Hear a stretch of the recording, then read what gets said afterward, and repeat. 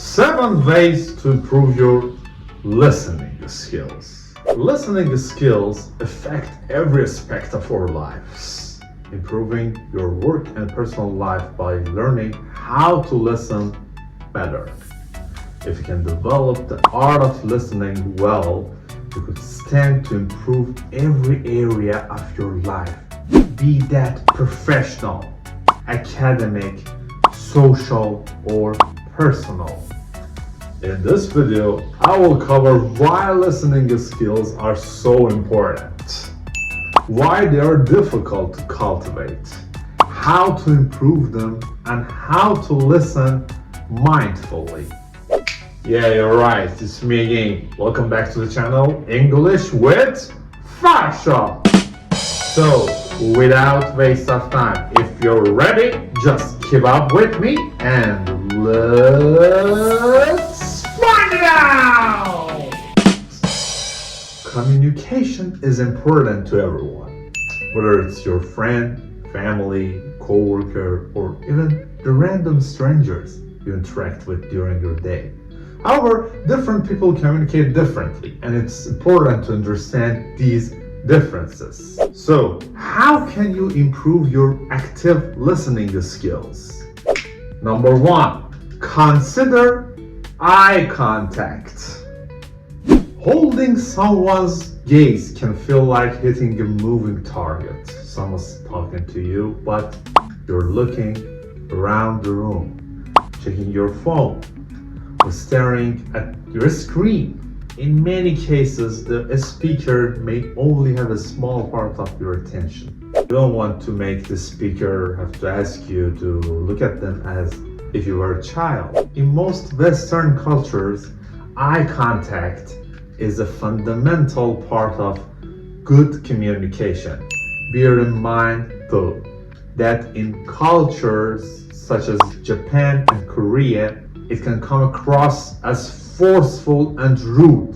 Some neurodiverse people may find persistent eye contact difficult. It's important to understand your audience or speaker and their needs. However, for many people, we communicate by looking each other in the eye.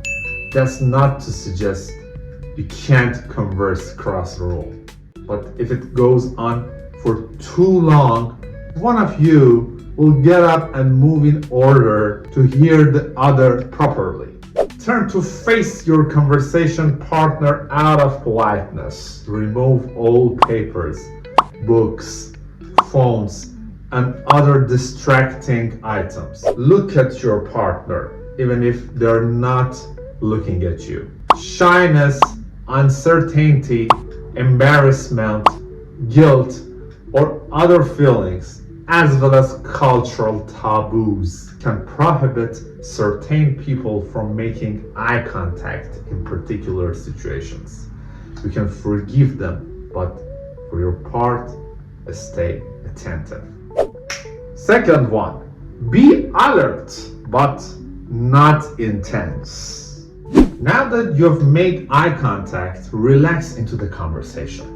You don't have to fix your eyes on the other person.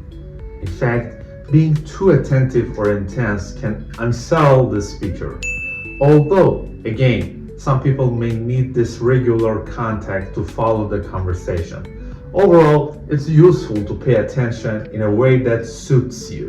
You should try and consciously shut out background sound and activity. Also, try not to focus too much on the speaker's accent or mannerisms, as they might be distracting. Try not to allow your personal sentiments, beliefs, or biases to get in the way. 3. Pay attention to non-verbal signs, such as body language and tone. Non-verbal communication, excluding email, accounts for the majority of direct communication. You can get a lot of information about one another without needing to say anything. The sound and tone of someone's voice, even over the phone, can convey almost as much about them as what they say. An expression around the eyes, a twist of the mouth, or a rising of one's shoulders can indicate enthusiasm, boredom, or disapproval when you're face to face with someone. You can't afford to disregard these cues. Remember that words only convey part of the message. Again, it's important to point out that body language can vary between cultures, and neurotypical people may find it easier to pick up on than some neurodiverse individuals. Number 4, make a mental image of what the speaker is saying. Allow your brain to create a mental image of the information you're hearing. Your brain will do the work, where it's a mental picture or the organization of ideas, if you stay focused and your senses are fully engaged. When listening for long periods of time, concentrate on and remember keywords and phrases. Don't think about what you're going to say when it's your turn to listen. It's too difficult to mentally rehearse while listening. Pay complete attention to what the other person is saying. Finally, remember what is being said, even if it seems dull or unimportant. Make a conscious effort to refocus your thoughts when they begin to wander. Number 5, empathize with the speaker. Effective listening is based on empathy and emotional intelligence.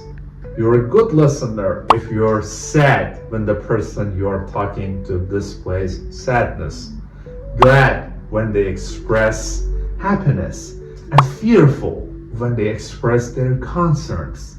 You can show this through your facial expressions and words. To have empathy, you must put yourself in the other person's shoes and allow yourself to feel what's like to be them at that moment. This is difficult to achieve and requires a great deal of effort and concentration. Regardless, it will enhance the quality of your interactions to no end. Number 6, provide feedback.